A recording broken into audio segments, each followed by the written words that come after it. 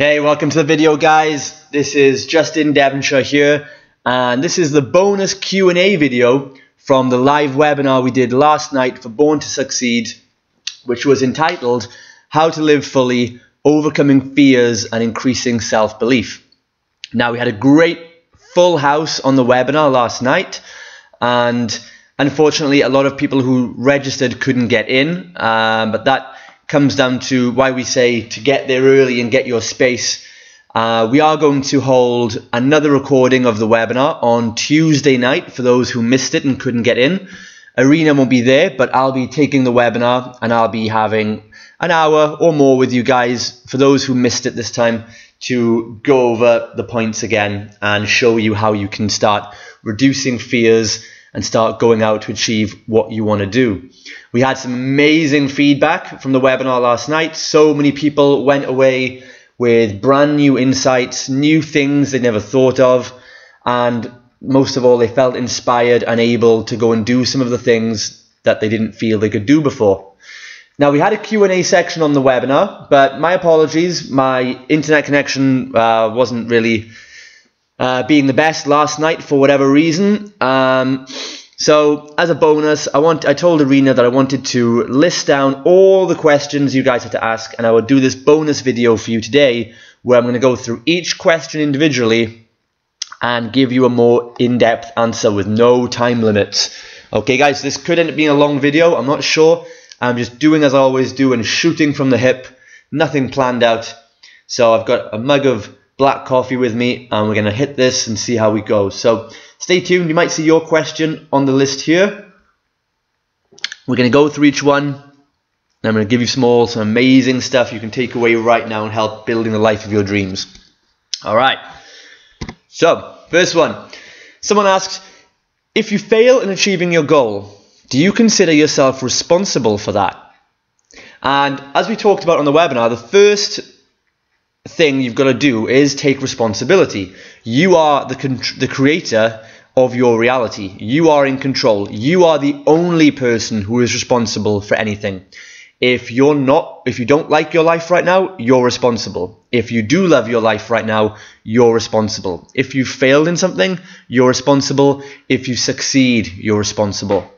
Now, it's not to say the same thing as the word fault, okay? Maybe you haven't had the information you need to get ahead.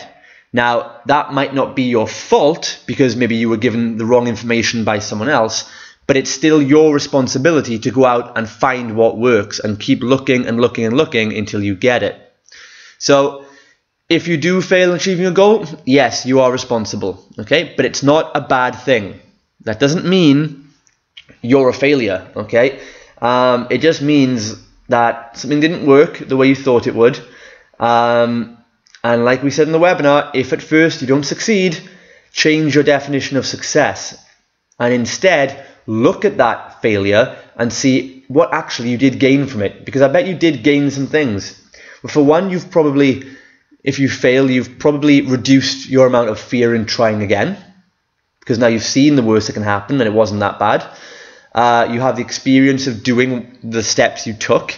You know what didn't work, so you're closer to knowing what does work. There's a whole load of things, guys. So yes, you're responsible for your failure, but it's only a bad thing if you look at it. Okay? And a good quote is that if it works, great.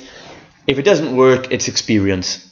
Okay? And enough experience eventually leads to success. Next question. How do you know that you've got what it takes to achieve a specific goal? Well, the fact that you're alive and breathing is enough because there's nothing you can't do that anyone on this earth can't do, okay? Anyone who's achieved anything, all the top people will all tell you that anyone can do it. Okay? We all have the same amount of time. We all have the same amount of resources. Some of us are left in different positions starting from, and some people find they get there a lot easier. But again, if you take responsibility, then you can definitely do it. So to know that you've got what it takes is that you've put the goal into what we call your sweet spot, where you have a high enough belief that it can be done and a high enough motivation. So let's look at this on two ends of a scale. If a goal for someone in business might be to earn 1 million euros in 12 months. Now, for most people, that goal has a big desire but a low belief, so it wouldn't work. And let's see if we tried a different example. If you said my goal is to make 10 euros in 12 months, that goal would have a huge belief but very, very little desire. So that wouldn't work either. That wouldn't motivate you. So the only thing that's going to motivate you and keep you going and keep you feeling good about what you're doing is when it's in the sweet spot. And that's a goal that you have a belief that's above 7 and desire above 7. So the exercise we did in the webinar, in case you forgot, was to list down all your goals. List down all the things you want to have, all the things you want to do, and all the things you want to be or feel. And next to those goals, write down what you think is your belief level out of 10 that you'll reach that goal, 10 being the highest belief and 1 being the lowest. And then go back and list next to that your number of desire up to 10, 10 being a huge desire, 1 being the lowest. And then you'll find maybe 20% of those goals are in the sweet spot and have a high desire and high belief. They're the goals you should focus on now and put the rest to one side for the time being. That'll reduce stress, reduce overwhelm, and reduce fear and make you feel good about it, which will attract more good opportunities and the how will come to you. How do you go through racism in doing business as a foreigner in another country? This thing comes back to, again, of the number one biggest fear we talked about. And the number one biggest fear we talked about on the webinar is the fear of what other people think about us. And the way really to look at that is that everyone is entitled to their own opinion, but everyone else's opinion of you is irrelevant. The only thing that matters is what you think, because you create your own reality. If you don't try and do that, you'll fall into their reality. Okay? So, to go through racism, I mean, there's all different levels of racism, but the only answer really is to just get on with doing what you love to do. You know, the right people will come to you, the right people will help you, and the wrong people won't. And I don't think really there's enough evidence or anything really to say that in most westernized countries that you're going to deal with a big lot of racism in doing business. And especially if you go to the UK or somewhere like that, there's all sorts of nationalities have businesses. Many top UK entrepreneurs are not UK born. As for myself, coming to Cyprus, whereas I wouldn't call it, there were a lot of struggles that I wouldn't have had in the UK, but I wouldn't go as far as to call that racism. A lot of it is you've got to remember that it's down to their fears. They're acting out of their own fears and insecurities. So when a British person comes to this country and starts setting up business and doing well in a country where business is typically quite slow, they get fearful because they think there's limited abundance for everyone. They think they have to get their share, and they think that you're cutting into their profits. But again, it's just something you have to not work on them, don't work on the racists. You have to work on yourself. You have to get to a point where it doesn't bother you what they think, because people will always have opinions of you, good ones and bad ones. And we talked about this in the webinar. We said that if you stay where you are, people will talk badly of you. If you move and get successful, people will still talk badly about you. So it's totally irrelevant. It should not have any effect on what you do. So again, when we ask how do we go through racism, it's basically the same as saying what do we do about other people's opinions of us? And the same as ever, you learn to ignore them. So, next question was from someone else. So, let's say, what if you want to start running, as an example, and you're very excited about this because you're going to lose weight. But after doing this a few times, how do you overcome this routine? How do you get the excitement feeling again? So this applies to this lady's asking about, obviously, losing weight, but it applies to anything. Basically, the question is, if we go more general, the question is, what do you do if you start a project that you're excited about because of the benefits you're going to get? and after a few times of doing it, it becomes a bit boring and you lose excitement. Now, this lady's actually answered her own question in the question, because where she's put, you're very excited about this because you're going to lose weight. So, running, in this case, wasn't what excited you. Losing weight was what excited you. But like we talked about, guys, the soul, the mind, and the body. The soul is the desire. The emotion is the desire you have. In this case, to lose weight, for example, and feel more confident.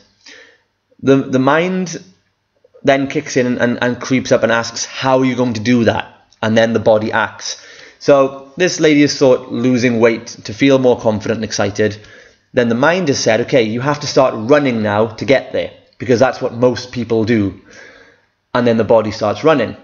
So the reason you've lost excitement with this is because running wasn't what you wanted to do in the first place. Running was never the goal. Losing weight was the goal. Running was the vehicle to get there, or the method, or the strategy. So if you think you're following your passion by running, you're not. You're following your thoughts, the specific thoughts that your mind has told you it has to happen. So there's many ways you can lose weight. You can do circuit training. You can eat better foods. You can go walking. You can do yoga. You can do all sorts of things. Okay, so running, you've lost the excitement because you started off this goal, you had a goal, your soul woke up and gave you an emotion of excitement about feeling good, feeling confident, feeling more attractive. After that, you started running because you trusted your mind, which told you have to start running. And at first, there was still some excitement attached to that, because you thought, well, if I run, I will get that thing I wanted. After a few times, you've now realized the disconnect between your emotion or your soul, because the running wasn't what excited you. It was that feeling of what you would feel like if you lost the weight. So this is why you've got to go away from specifics such as running, and you've got to go more general, which was the first thing of overcoming fear we talked about. And remember, if you have less excitement, it means there's some sort of overwhelm or stress there in some way. So you have to go more general and say, what I really want, what really excites me is losing weight. Or not even losing weight. It's what you'll get, what you'll feel if you lose the weight.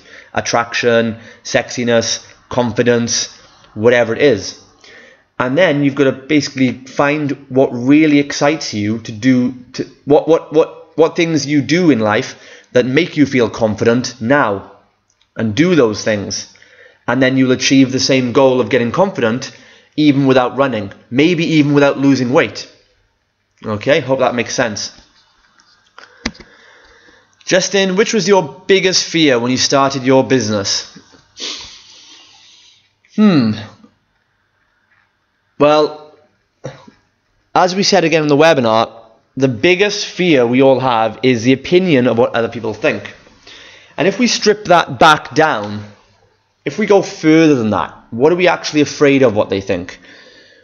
What we're really afraid of what people will think is, we're afraid that they're going to realize that we have low self-confidence. We don't want people to see that we have low self-worth, because it's our biggest insecurity. All problems, like I said, stem from low self-belief. All solutions come from getting higher self-belief. So low self-belief creates this massive fear that other people around us will see how vulnerable we are, and they might take advantage of us or say something. So that's the biggest fear for everyone, is low self-belief. There's no specific fear above that. It's just low self-confidence and the fear that people will find that out about us when we take action. So the first business I had, like I said, was on the webinar, was starting martial arts coaching. And like I said on the webinar, my fear then, I didn't want to do it because I didn't think I was good enough. I didn't think I was ready. Even though my instructor was telling me that I didn't believe it. So my biggest fear was, if I take action and start coaching somebody and they turn around and say that I'm not good enough, that would be my big fear, that they would realize I have low self-worth. Okay? That's basically everyone's biggest fear. Hope that makes sense. Next question. I would like to know, how can I win back my self-confidence after a childhood when most of the people told me you can't do anything and you are no good? Okay, so a bit of a tough one there. So you've basically had lots and lots and lots of... Remember what we said, guys. One of my 3 habits to destroy fear was to build... look at the habits you have. And thoughts and feelings and actions are all habits. Okay, we act certain ways due to habit. We think certain things due to habit, and we feel certain ways due to habits. Now, everything you do, any place you're at right now, any story or any feeling you have, so such as low self-confidence here, you have that feeling because you've built habits around feeling that feeling. Now, this is why step 2 of reducing fear was to identify your habits, identify negative habits, and replace them with positive habits. So you've built up habits to feel this way. All you need to do is build up habits that make you feel more confident. So how do we do that? Like on the webinar, I said the 2 ways to build habits are through repetition and association. So the person who's asked this question, through their childhood, they've been told you can't do it. Basically, they've been told over and over and over and over and over again that they're not good enough. That's repetition. They've also obviously been told by the same people. So childhood, I don't know who that is. It could be parents or teachers or friends. But because of their association with those people, they've associated with people who didn't believe in them, and they've repeatedly thought that they're not good enough. Therefore, you now have a habit, an internal belief that you're not good enough, and therefore you have low self-confidence. Okay, that's pretty simple how it works. So therefore, if you use that process to create a negative belief, you just have to reverse it and do the opposite to get the positive belief. If you do the opposite to that, you're going to get the opposite result. So now you need repetition of people telling you or telling yourself that you are good enough, you can do things. And you also need association with people who do believe in you. And this is why the masterminds, again, are so important, and being on webinars like this. And if you watch videos every day and read the right books and all on personal development, you'll learn and learn and learn over and over again that you can do it and you are good enough. And I'm sure you can find some people in your life right now that do believe in you more and are nicer to you. You've got to hang out with those people. You've got to get rid of the people who are putting you down. You have to stop spending as much time with them. You have to stop spending all time with them if you have to. And that's the only way to do it. You're going to have to go through different people in life. You're going to have to lose some friends. You'll lose contact with some people. That's just the nature of how it goes. And any success story has always been the same. When someone asks, isn't stress keeping you alert? Now this comes because on the webinar we talked about, the mind just makes you stressed by giving you all these logical ways that your goal has to happen. And I told you on the webinar that the brain doesn't need to do that. Most of the planning and preparation and details we look at are irrelevant because you do not know how you're going to come up to your goal. You have no idea. The how is irrelevant until you get your feelings right and you feel good about something. So, I'm where I am today, but 5 years ago, 10 years ago, I could never have told you how I'm going to get to where I am today. I just did not know. There's a trillion things happening in the universe helping you, moving you in the right direction that you can't even figure out if you couldn't even dream what they are. So for us to think we know everything that's going on and we think we can plan this stuff out, it's ignorant of us to think we can, because we can't. There's just too many variables. And if we make the most detailed, specific plan possible, it's not evidence, it's just still theory, because it hasn't happened yet. It might work for one person. Evidence of it working for one person is not evidence it'll work for you. So all we can trust is the natural law that how we feel is what we attract back to us. And if we feel good things, we'll attract good things back. They'll help us get what we want. So you've probably been told that stress keeps you alert and this and that, but it's totally false, a total myth, a total lie. Stress breaks you down. How many stressful people do you know are really alert and creative? None. Stress destroys alertness. Stress is the opposite of being alert and creative. A better word might be cautious, but again, stress does not keep you cautious. Being cautious of what you do doesn't involve stress. I'm a cautious person at times. If I'm cautious about something, it doesn't mean I'm stressed over it. Stress is a different thing. Or stress is negative goal setting. Okay, negative goal setting and thinking about what you don't want to happen will crush you and make you stay stuck at a standstill. It will not make you alert. Feeling good and feeling light and feeling detached from outcome makes you feel alert. And when you let go of how you think it's going to happen, that's when the answers come flooding to you. Next one. Is there a key to success, or do we have several keys in order to open the doors of success and prosperity? And again, I said this right at the start of the webinar, guys. That's why I made some very key points at the start of this webinar. The key one is the law of belief. You do not get what you want in life. You get what you believe is true, whether it's true or not. So the key to success is belief. You have to believe you can be successful at something.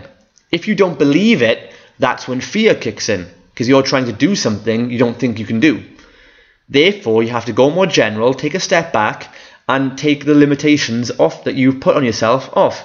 Bring your goal down a little bit. Stop trying to compare yourself to others and think you have to achieve all these big things. There's some level of success that you will be able to achieve that you do believe. That's the key.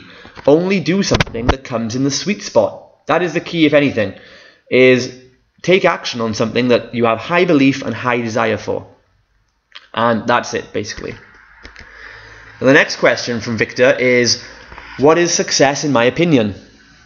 Success, in my opinion, is the ability to do what excites you at any given moment to the best of your ability.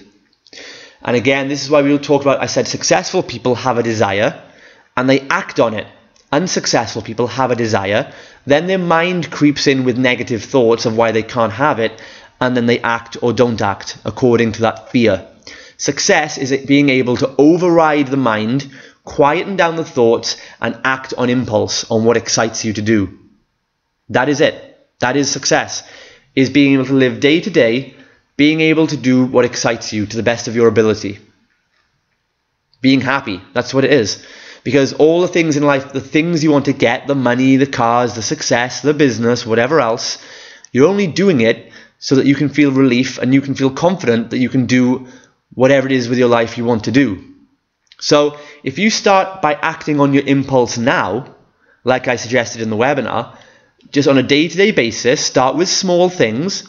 Just say, okay, what do I feel good? What do I want to do right now? And maybe it's just go and call a friend you haven't spoke to in a while, or maybe it's just go down to the beach for 5 minutes, or maybe it's go for a nap. If you can get used to having an emotion, a desire, and then acting on it before your mind gets in the way, and before you tell yourself the stories of why you can't do it and why it won't work out, and before you put fear in there because you have an expectation that something must come of it, don't. Just think of a simple desire and do it. And the more you practice doing that, you'll start building to bigger and bigger and bigger things. And that really is what success is. It sounds simple, but that's because it is. It really is. It comes right back down to that. Success is just being happy and doing what excites you. And if you can start to do what excites you day to day anyway, then you're already most of the way there. So what do you do if your family doesn't support you and don't believe you'll be successful? Is there a way to change their opinion? I always like to say you can't convince anyone of anything, but you can inspire them. You don't convince, you inspire. The way you inspire is to take action on what you want to do, what excites you, regardless of what they think. Because remember, your biggest fear is what your family thinks of you. So you would rather, at the moment, the person who's asked this question is thinking, it's less fearful for me to try and change their opinion and convince them than it would be for me to go out there, take action, prove that I can do what I want to do, and inspire them and show them, here's the proof, I did it.